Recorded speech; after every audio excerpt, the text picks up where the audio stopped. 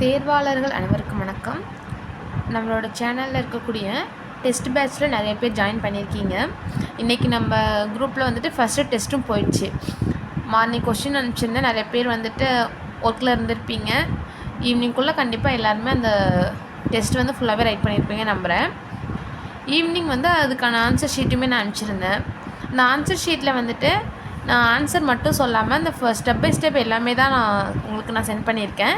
So அதை நீங்கள் பார்த்தீங்க அப்படின்னா உங்களுக்கு ரொம்ப கிளியராகவே புரியும். அப்படி உங்களுக்கு புரியல, ஏதாவது டவுட்ஸ் இருக்குது அப்படின்னாலும் எனக்கு நீங்கள் தனியாகவே வந்துட்டு டெக்ஸ்ட் பண்ணுங்கள்.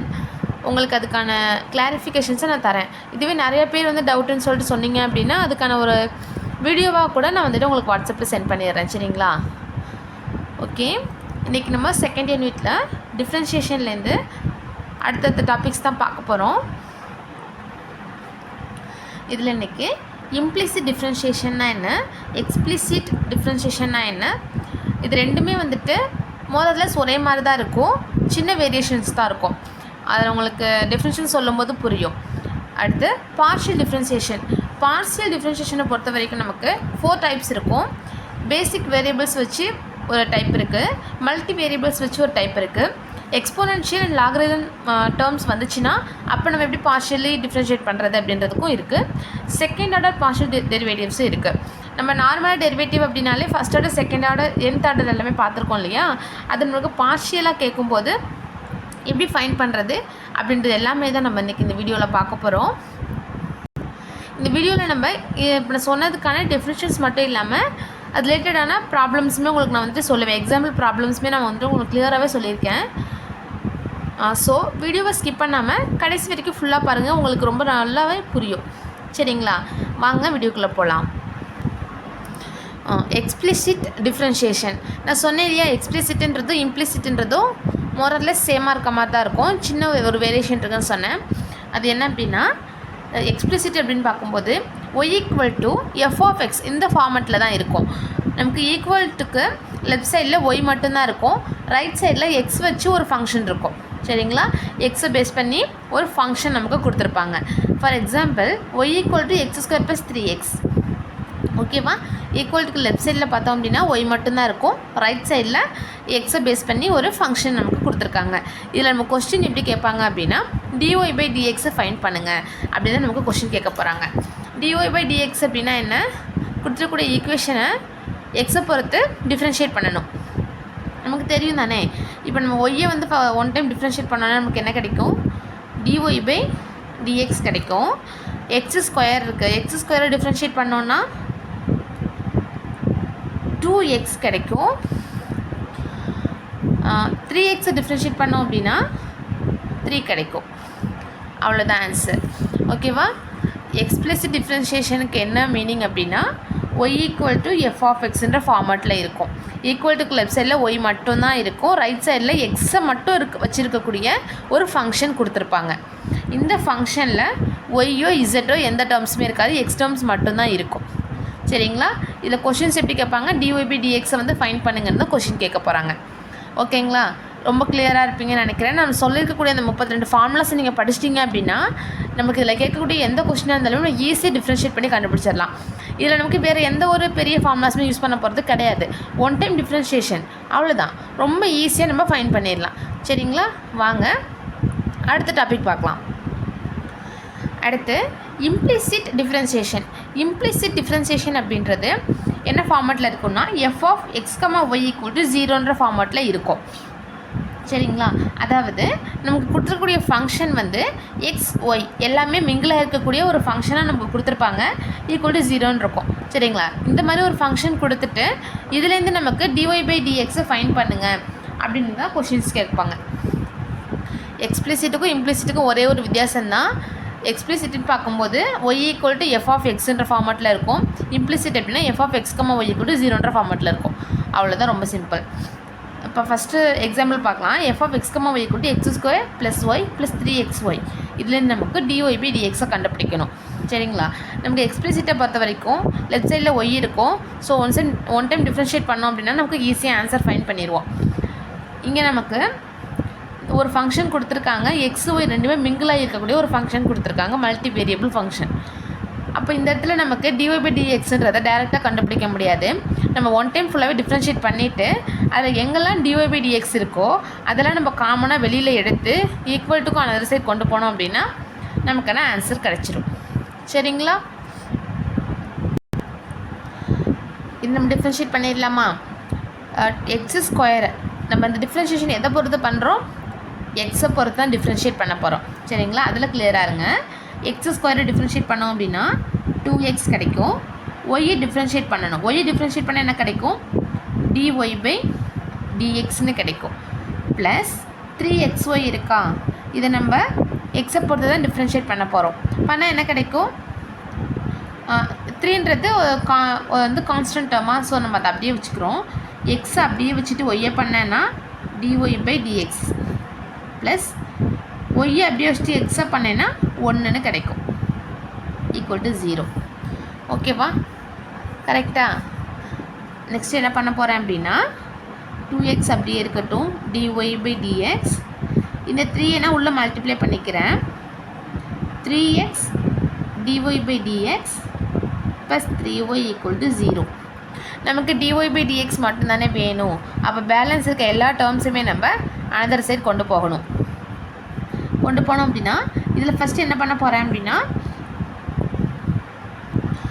இது ரெண்டுலேயுமே dy/dx காமனாக இருக்கா? ஸோ நான் dy/dx காமனாக வெளில எடுத்துக்கிறேன். இங்கே நமக்கு 1 இருக்கும், இங்கே நமக்கு 3xன்னு இருக்கும். 2xும் 3yயும் நான் என்ன பண்ணுறேன்? அந்த சைடு கொண்டு போகிறேன். அப்போ -2x + 3yன்னு கிடைக்கும். ஓகேவா? இதில் நமக்கு dy/dx தான் வேணும். So dy/dx equal to -2x + 3y divided by 1 + 3x. ஓகேவா? நமக்கு எக்ஸ்பிளிசிட்டை பொறுத்த வரைக்கும் y ஈக்குவல் டுன்னு ஈக்குவேஷன் கொடுத்துருப்பாங்க. ஸோ டிஃப்ரென்ஷியேட் பண்ணுவோம். dy/dx ஈக்குவல் டுன்னு நமக்கு டேரெக்டாகவே ஆன்சர் வந்திருக்கும். நமக்கு இம்ப்ளிசிட்டை பொறுத்த வரைக்கும் மிங்கிள் ஆகி தான் இருக்கும். எக்ஸு ஒய் ரெண்டுமே மிங்கிள் ஆகி இருக்கும். அப்போ நம்ம என்ன பண்ணுறோம்? ஒன் டைம் டிஃப்ரென்ஷியேட் பண்ணிடுறோம். இதில் dy/dx எங்கெல்லாம் இருக்கோ காமனாக வெளில எடுத்து ஈக்குவல்ட்டுக்கு அந்த சைடு வச்சுட்டு பேலன்ஸ் எல்லாமே அனதர் சைடு கொண்டு போனோம் அப்படின்னா நமக்கு dy/dx கிடச்சிடும். ஓகேவா? கிளியராக இருக்கீங்கன்னு நினைக்கிறேன். அடுத்த ப்ராப்ளம்ஸ், இது ரிலேட்டடான ப்ராப்ளம்ஸ்க்கு வந்து கொஞ்சம் பார்க்கலாம். First problem y = 3x + y 5. இது நமக்கு வந்து ஃபஸ்ட்டு டைப் எக்ஸ்பிளிசிட் டைப்பில் இருக்கா? ஸோ நம்ம என்ன பண்ணலாம்? ஈஸியாக dy/dx ஃபைன் பண்ணிடலாம். ஒன் டைம் டிஃப்ரென்ஷியேட் பண்ணோன்னா போதும். 3x ஒன் டைம் டிஃப்ரென்ஷியேட் பண்ணால் 3, 5 டிஃப்ரென்ஷியேட் பண்ணோன்னா நமக்கு 0 கிடச்சிரும். ஸோ இதுதான் ஆன்சர். ஓகேவா? அடுத்த ப்ராப்ளம் பார்க்கலாம். y = x² + 6x - 8. இதுவுமே நமக்கு ஃபஸ்ட்டு டைப்போடது தான். ஒன் டைம் டிஃப்ரென்ஷியேட் பண்ணால் போதும். dy/dx = x² டிஃப்ரென்ஷியேட் பண்ணோன்னா 2x, 6x டிஃப்ரென்ஷியேட் பண்ணோன்னா 6ன்னு கிடைக்கும். அடுத்து 8 டிஃப்ரென்ஷியேட் பண்ணோம் அப்படின்னா நமக்கு 0 வந்துடும். சரிங்களா? அப்போ dy/dxன்றது அவ்வளோதான். அடுத்து இது வந்து நமக்கு செகண்ட் டைப் இம்ப்ளிசிட் டைப்பில் இருக்குது. x² + y² = 25ன்னு கொடுத்துருக்காங்க. ஸோ நம்ம என்ன பண்ணிக்கலாம்னா ஃபஸ்ட்டு ஒன் டைம் டிஃப்ரென்ஷியேட் பண்ணிக்கலாமா?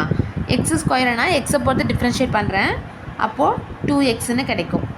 அடுத்து y² டிஃப்ரென்ஷியேட் பண்ணணும். 2yன்னு கிடைக்குமா? அடுத்து எக்ஸை பொறுத்து தானே டிஃப்ரென்ஷியேட் பண்ணுறேன். ஸோ ஒய்யை நான் அகைன் டிஃப்ரென்ஷியேட் பண்ணுவேன். dy/dxன்னு கிடைக்கும். ஈக்குவல் டு 25 டிஃப்ரென்ஷியேட் பண்ணோன்னா 0ன்னு கிடைக்கும். இதில் நமக்கு 2y dy/dx அப்படியே வச்சுக்கிறேன். இந்த ப்ளஸ் 2x அந்த சைட் போகும்போது -2x ஆகும். 2 கேன்சல் பண்ணிடலாம். நமக்கு dy/dx மட்டும்தானே வேணும். இந்த மல்டிப்ளிகேஷன் இருக்க போய் அந்த சைட் போகும்போது டிவிஷனுக்கு வந்துடும். -x/y.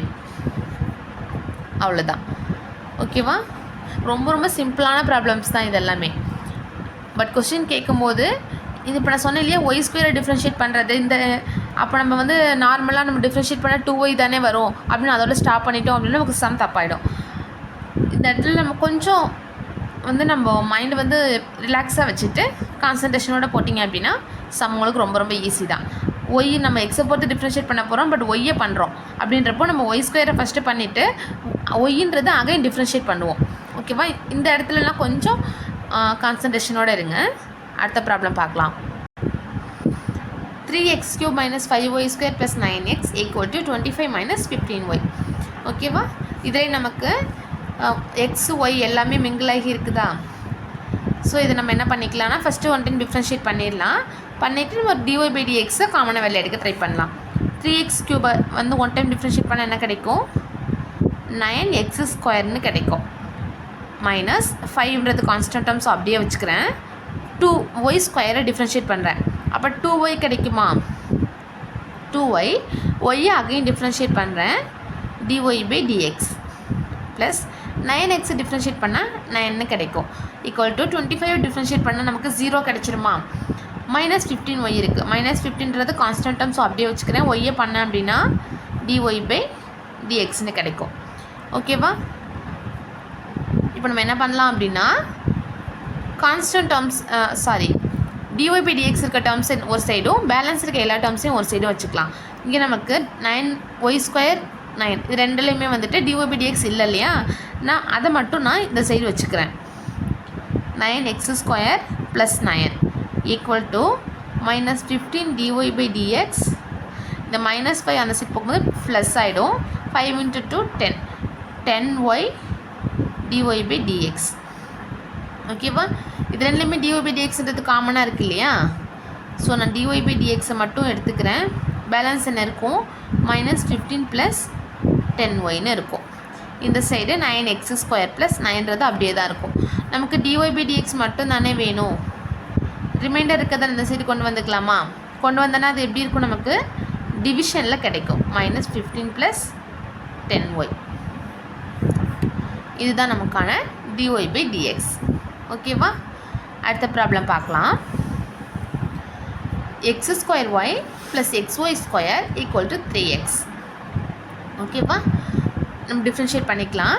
இது நமக்கு யூவின்ற ஃபார்மேட்டில் இருக்குது. ஸோ நம்ம யூவி மெத்தட் தெரியும் இல்லையா, யூவை அப்படியே வச்சுட்டு வியை டிஃப்ரென்ஷியேட் பண்ணுவோம். அடுத்து வியை அப்படியே வச்சுட்டு யூவை டிஃப்ரென்ஷியேட் பண்ணுவோம். நான் ஃபஸ்ட்டு என்ன பண்ணுறேன்னா x² அப்படியே வச்சுக்கிறேன், ஒய் டிஃப்ரென்ஷியேட் பண்ணுறேன். அப்போ எனக்கு என்ன கிடைக்கும், ஒய் டேஷ் அப்படின்றது வேறு ஒன்றும் கிடையாது, dy பை dx தான். நம்ம dy பை dxன்னு ரைட் பண்ணுறதுக்கு பதிலாக நான் ஒய் டேஷ்னு ரைட் பண்ணிக்கிறேன். அண்டர்ஸ்டாண்ட் பண்ணிக்கோங்க. ப்ளஸ் ஒய்யை அப்படியே வச்சுட்டு x² பண்ணேன் அப்படின்னா 2x ப்ளஸ் எக்ஸை அப்படியே வச்சுக்கிறேன், y² பண்ணுறேன் 2y, அகெயின் ஒய்யை பண்ணுறேன் ஒய் டேஷ் ப்ளஸ் y² அப்படி வச்சுட்டு எக்ஸை பண்ணேன்னா 1 கிடைக்கும். ஈக்குவல் டு 3x டிஃப்ரென்ஷியேட் பண்ணால் 3. ஓகேவா. இதில் எனக்கு இந்த ரெண்டு டேர்ம்லேயே தானே ஒய் டேஷ் இருக்குது, நான் ஒய் டேஷை காமனாக வெளில எடுத்துக்கிறேன். அப்போ இங்கே எனக்கு x², இங்கே ப்ளஸ் 2xy ப்ளஸ் பேலன்ஸ் என்ன இருக்குது, y² ப்ளஸ் 2xy இருக்கா, ஈக்குவல் டு 3. எனக்கு ஒய் டேஷ் மட்டும்தான் வேணும், ரிமைண்டர் எல்லாமே நான் அந்த சைடு கொண்டு போக போகிறேன். அப்போ இங்கே ப்ளஸில் இருக்கக்கூடிய y² 2xy அந்த சைடு போனால் மைனஸ் ஆகுமா, 3 மைனஸ் y² மைனஸ் 2xy. இல்லைன்னா நான் மைனஸை காமனாக வச்சுக்கிறேன், இதை ப்ளஸில் ரைட் பண்ணிக்கிறேன். ஓகே. தென் x² ப்ளஸ் 2xyன்றது இங்கே எப்படி இருக்குது, மல்டிப்ளிகேஷனில் இருக்குது. இந்த சைடு வரும்போது டிவிஷனில் வரும், x² ப்ளஸ் 2xy. இதுதான் நமக்கான ஒய் டேஷ். ஓகேவா. இந்த இடத்துல நீங்கள் எங்கே மிஸ்டேக் பண்ணுவீங்க அப்படின்னா, நான் ஆல்ரெடி சொன்ன மாதிரி இந்த ஒய்யை டிஃப்ரென்ஷியேட் பண்ணுறது, இந்த y² டிஃப்ரென்ஷியேட் பண்ணால் 2y ஒய் டேஷ்னு கிடைக்கும். இந்த மாதிரி இடத்துல தான் நீங்கள் வந்து மிஸ்டேக் பண்ணுவீங்க. ஸோ இங்கெல்லாம் கொஞ்சம் கான்சன்ட்ரேஷனோட போடுங்க, சரிங்களா. அடுத்த டாபிக் பார்க்கலாம். லாஸ்ட் ஒரே ஒரு சம் இருக்குது, இதை பார்த்துடலாம். x³ plus y³ equal to 3xy. x³ வந்து டிஃப்ரென்ஷியேட் பண்ணோன்னா என்ன கிடைக்கும், 3x² கிடைக்கும். y³ டிஃப்ரென்ஷியேட் பண்ணால் 3y² கிடைக்கும். அகெயின் ஒய்யை டிஃப்ரென்ஷியேட் பண்ணுவோம், ஒய் டேஷ் கிடைக்கும். இந்த சைடு 3xy, 3ன்றது கான்ஸ்டன்ட் டேர்மாக அப்படியே வச்சுக்கிறேன். எக்ஸை அப்படியே வச்சுட்டு ஒய்யை பண்ணேன்னா ஒய் டேஷ் ப்ளஸ் ஒய்யை அப்படியே வச்சுட்டு எக்ஸை பண்ணேன்னா 1 கிடைக்கும். ஓகேங்களா. இப்போது 3x² plus 3y² Y dash equal to 3x Y dash plus 3y. ஓகேவா. எனக்கு 4 டேர்ம்ஸ்லேயுமே 3 இருக்கா. ஸோ நான் 3யை வந்துட்டு கேன்சல் பண்ணிடுறேன். இந்த ஒய் டேஷை வந்து இந்த சைடும் x² நான் அந்த சைடு கொண்டு போய்க்கலாமா. y² Y dash minus x Y dash equal to Y minus x². Y டேஷை நான் காமனாக வெளில எடுத்துக்கிறேன். அப்போ ஒய் ஸ்கொயர் மைனஸ் எக்ஸ்ன்னு இருக்கும். இங்கே ஒய் மைனஸ் எக்ஸ் ஸ்கொயர் இருக்கும். எனக்கு ஒய் டேஷ் மட்டும்தான் வேணும். அப்போ மல்டிப்ளிகேஷன் இந்த சைட் போகும்போது டிவிஷனில் வந்துடும். ஒய் ஸ்கொயர் மைனஸ் எக்ஸ், அவ்வளோதான். சரிங்களா? இது எல்லாமே வந்துட்டு ரொம்ப ரொம்ப சிம்பிளாக போடக்கூடிய டிஃப்ரென்ஷியேஷன்ஸ் தான். அடுத்த டாபிக் பார்க்கலாம். அடுத்த டாபிக் பார்த்தோம் அப்படின்னா பார்ஷியல் டிஃப்ரென்ஷியேஷன்.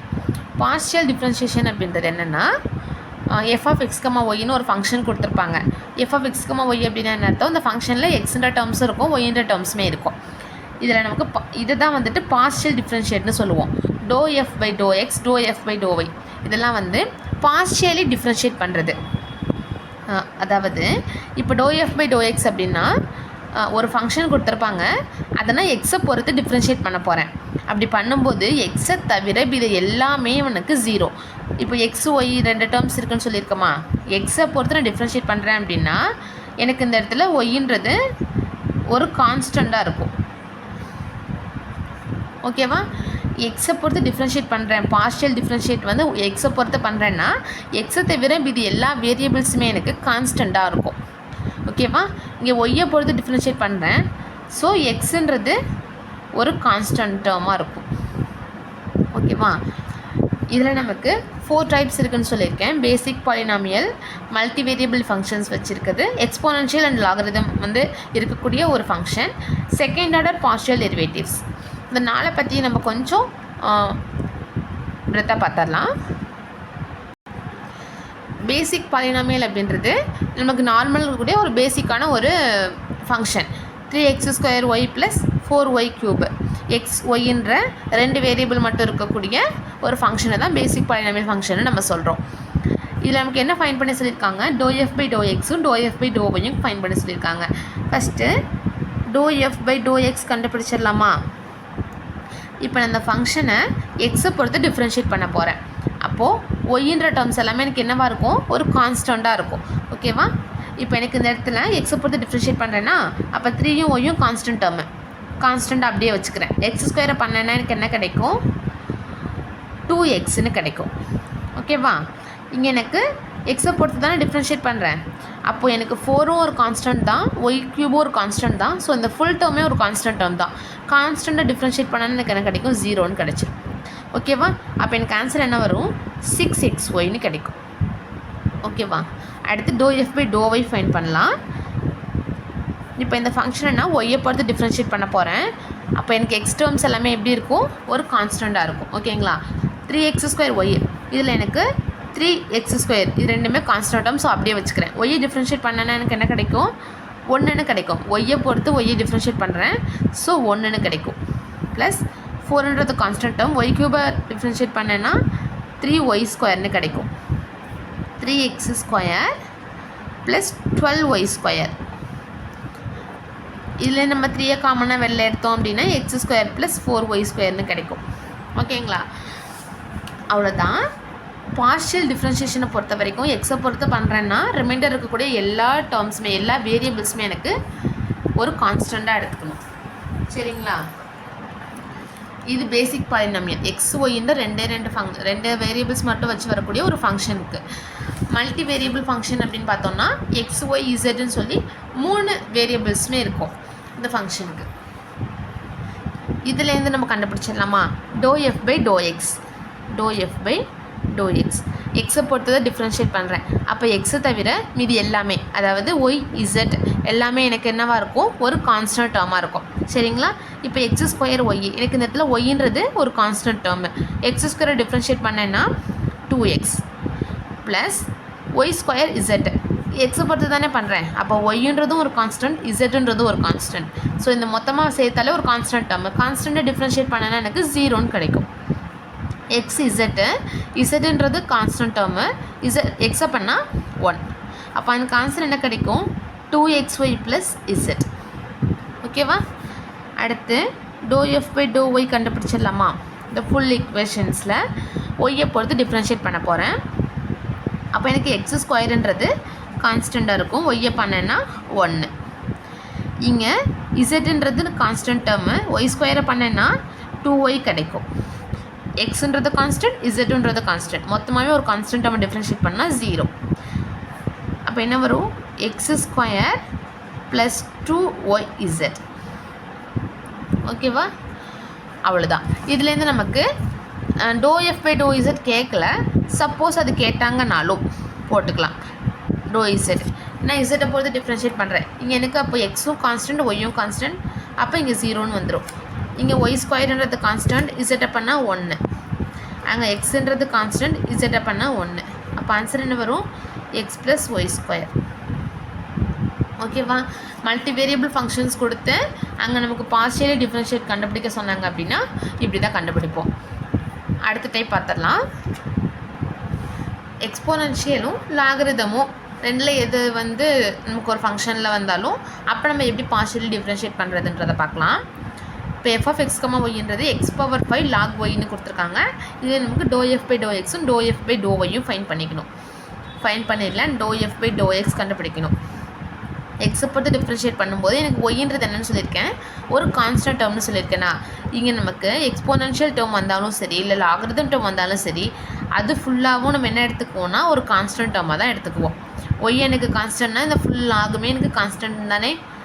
அப்போ நான் லாக் ஒய்ன்றதை அப்படியே வச்சுக்கிறேன். x⁵ பண்ணால் 5x⁴. ஓகேவா? அப்போ 5 log y x⁴. அடுத்து ∂f/∂y. இதை நான் ஒய்யை பொறுத்து பண்ணணும். அப்போ x⁵ எனக்கு கான்ஸ்டன்ட் டேர்ம். லாக் ஒய்யை டிஃப்ரென்ஷியேட் பண்ணேன் அப்படின்னா 1/y, அதாவது x⁵/y தான் ஆன்சர். ஓகேவா? நெக்ஸ்ட் அடுத்து பார்த்துடலாம். Second order partial derivatives. இதில் நமக்கு ஃபஸ்ட்டு என்ன பண்ணுவோம் அப்படின்னா ஒரு ஃபங்க்ஷன் கொடுக்குறத ஃபஸ்ட் ஆர்டர் ஃபஸ்ட்டு நம்ம கண்டுபிடிக்கிறோம். ஃபஸ்ட் ஆர்டர் டிஃப்ரென்ஷியேட் இருக்கு இல்லையா, ஃபஸ்ட் ஆர்டர் பார்ஷியல் டெரிவேட்டிவ்ஸ் நம்ம ஃபஸ்ட்டு ஃபைன் பண்ணிக்கிறோம். f(x, y) = x³ + y³ - 3xyன்னு கொடுத்துருக்காங்க. இதெல்லாம் எக்ஸை பொறுத்து ஃபஸ்ட்டு டிஃப்ரென்ஷியேட் பண்ணுறேன். பண்ணால் எனக்கு என்ன கிடைக்கும்? 3x². y³ constant term, so 0 ஆகிடும். -3yன்றது கான்ஸ்டன்ட், எக்ஸை பண்ணால் 1. ஓகேவா? அடுத்து ஒய்யை பொறுத்து டிஃப்ரென்ஷியேட் பண்ணுறேன். அப்போ x³ 0 ஆகிடும். இங்கே 3y² - 3xன்னு கிடைக்கும்.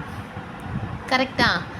அடுத்து செகண்ட் ஆர்டர் அப்படின்றது நமக்கு ∂2f/∂x² கேட்கலாம், இல்லை மிக்ஸ்டு பார்ஷியலாகவும் நமக்கு கொஸ்டினில் கேட்கலாம். இது நமக்கு கொஸ்டினில் கேட்குறத பொறுத்து தான். நமக்கு செகண்ட் ஆர்டர்ன்றதை ∂2f/∂x², அதாவது ஒரே வேரியபிளை வச்சு நமக்கு 2 டைம் டிஃப்ரென்ஷியேட் பண்ணுற மாதிரியும் கேட்கலாம், இல்லை மிக்ஸ்டு பார்ஷியலாகவும் கேட்கலாம். x, y ரெண்டு மிக்ஸ்டாக இருக்க மாதிரியும் கேட்கலாம். ∂2f/∂x² என்ன மீனிங்னா ∂/∂x ∂f/∂x. ஓகேவா? அப்போ என்ன வரும்? ∂f/∂x இருக்கு இல்லையா, இதை நான் அகைன் எக்ஸை பொறுத்து ஒன்ஸ் டிஃப்ரென்ஷியேட் பண்ணணும். அதானே அதுக்கு மீனிங். நான் இதை அகைன் வந்து எக்ஸை பொறுத்து டிஃப்ரென்ஷியேட் பண்ணால் எனக்கு என்ன கிடைக்கும்? 3 × 2xன்னு கிடைக்கும். அப்போ 6x. 3yன்றது கான்ஸ்டன்ட் டேர்ம்ஸ், 0 ஆகிடும். ∂f/∂x அகைன் எக்ஸை பொறுத்து டிஃப்ரென்ஷியேட் பண்ணேன்னா எனக்கு 6xன்னு கிடைக்கும். இல்லை மேம், எனக்கு மிக்ஸ்டு பார்ஷியலாக கேட்குறாங்க, ∂2f/∂y/∂xன்னு கேட்குறாங்க அப்படின்னா ∂/∂y ∂f/∂x. நம்ம ∂f/∂x கண்டுபிடிச்சோம் இல்லையா, இதை ஒய்யை பொறுத்து டிஃப்ரென்ஷியேட் பண்ணணும். ஓகேவா? இல்லை சம் கொஸ்டின்ஸில் ∂x ∂yன்னு கூட கொடுக்கலாம். அதாவது ∂f/∂y கண்டுபிடிச்சிருப்போம் இல்லையா, அதை நம்ம அகைன் எக்ஸை பொறுத்து டிஃப்ரென்ஷியேட் பண்ணணும். எக்ஸுக்கு கண்டுபிடிச்சதா ஒய்யை பொறுத்தும், ஒய்க்கு கண்டுபிடிச்சது எக்ஸை பொறுத்து டிஃப்ரென்ஷியேட் பண்ணுறது தான் மிக்ஸ்டு பார்ஷியல் டிஃப்ரென்ஷியேஷன். ஓகேவா? இப்போ நம்ம எக்ஸை பொறுத்து டிஃப்ரென்ஷியேட் பண்ணதை ஒய்யை பொறுத்து பண்ணலாம். ஒய்யை பொறுத்து டிஃப்ரென்ஷியேட் பண்ணுறேன். அப்போ 3x² ரெண்டுமே கான்ஸ்டன்ட் தானே. அப்போ எனக்கு 0 ஆகிடும். -3y டிஃப்ரென்ஷியேட் பண்ணா -3ன்னு கிடைக்கும். இதுதான் அதுக்கான ஆன்சர். ஓகேவா? கிளியராக இருக்கும்னு நினைக்கிறேன். அவ்வளோதான், முடிஞ்சிருச்சு. இன்றைக்கி நம்ம கிளாஸில் என்னென்ன டாபிக்ஸ்லாம் பார்த்துருக்கோம் அப்படின்னா, இம்ப்ளிசிட் டிஃப்ரென்ஷியேஷன்னா என்ன, அதுக்கான எக்ஸாம்பிள்ஸ் பார்த்துருக்கோம்.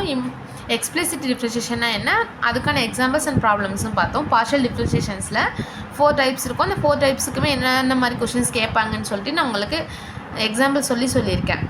இதுலேருந்து நம்ம இன்னும் நிறைய கொஸ்டின்ஸ், இன்னும் நிறைய ப்ராப்ளம்ஸ் வந்துட்டு நம்மளோட வாட்ஸ்அப் குரூப்பில் வந்து நான் சென்ட் பண்ணுவேன். வேணும்னு நினச்சிங்க அப்படின்னா நம்ம வாட்ஸ்அப் குரூப்பில் ஜாயின் பண்ணிக்கோங்க. ஜாயின் பண்ணி நீங்கள் அந்த டெஸ்ட் கொடுக்குற எல்லா கொஸ்டின்ஸையுமே ப்ராக்டிஸ் பண்ணிக்கோங்க. ஓகேங்களா? அவ்வளோதான். இந்த டாபிக் வந்துட்டு ஃபுல்லாகவே நம்ம முடிச்சிட்டோம். நெக்ஸ்ட் கிளாஸில் நம்ம அடுத்த டாபிக் பற்றி பார்க்கலாம்.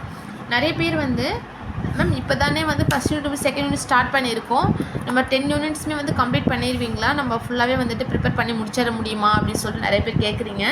கண்டிப்பாக முடிச்சிடலாம். இன்னும் நமக்கு 4 மந்த் டைம் இருக்குது. அந்த 4 மந்த்தில் நம்ம ஈஸியாக முடிச்சிடலாம். சரிங்களா? நான் உங்களுக்கு எவ்வளோ முடியுமோ அந்தளவுக்கு லென்த்தி வீடியோவாக கூட நான் வந்துட்டு உங்களுக்கு சென்ட் பண்ணுறேன். உங்களுக்கு நான் வந்துட்டு வீடியோ அப்லோட் பண்ணுறேன். அந்த ஃபுல் டாபிக்ஸுமே கவர் பண்ணுறதுக்கு நான் முடிஞ்ச அளவுக்கு ட்ரை பண்ணுறேன். சரிங்களா? ஸோ நீங்கள் எதை பற்றியுமே ஒரி பண்ணாதீங்க. நான் வீடியோஸ் அப்லோட் பண்ண நீங்கள் ஃபுல்லாகவே நோட்ஸ் எடுத்துக்கோங்க. நோட்ஸ் எடுத்து நீங்கள் ப்ரிப்பேர் பண்ணிக்கிட்டே வாங்க. உங்களுக்கு நிறைய கொஸ்டின்ஸ் வேணும்னாலும் நம்மளோட வாட்ஸ்அப் குரூப்பில் ஜாயின் பண்ணிக்கோங்க. கொஸ்டின் சென்ட் பண்ணுவேன். நீங்கள் உங்களை ப்ராக்டிஸ் பண்ணுறதுக்கும் அது வந்து யூஸ்ஃபுல்லாக இருக்கும். ஓகேவா? நான் ஆல்ரெடி சொல்லியிருக்கேன், மார்ச் 7 வரைக்கும் தான் 500 ஃபீஸ் பே பண்ணி நீங்கள் வாட்ஸ்அப் குரூப் ஜாயின் பண்ண முடியும். அதுக்கு மேலே நீங்கள் வந்தீங்க அப்படின்னா உங்களுக்கு 799 தான் வந்துட்டு ஃபீஸ் அமௌண்ட். ஸோ முடிஞ்ச அளவுக்கு சீக்கிரமாக ஜாயின் பண்ண பாருங்கள். ஏன் அப்படி இன்றைக்கே பார்த்தீங்க அப்படின்னா ஒரு டெஸ்ட் நான் வந்துட்டு அப்லோட் பண்ணியாச்சு. ஒரு டெஸ்ட் வந்துட்டு நான் சென்ட் பண்ணி முடிஞ்சிருச்சு. அப்போ நீங்கள் நாளைக்கு வந்து ஜாயின் பண்ணுறப்போ நீங்கள் இன்றைக்கி எழுதுன அந்த ஒரு டெஸ்ட்டை நீங்கள் மிஸ் பண்ணுவீங்க. ஓகேவா? அதனால தான் சொல்கிறேன், முடிஞ்ச அளவுக்கு சீக்கிரமாக ஜாயின் பண்ணிங்க அப்படின்னா உங்களுக்கு ரொம்ப யூஸ்ஃபுல்லாக இருக்கும். ஓகே ஸ்டூடெண்ட்ஸ், நம்ம நெக்ஸ்ட் கிளாஸில் அடுத்த டாபிக் பற்றி கொஞ்சம் கிளியராக பார்க்கலாம்.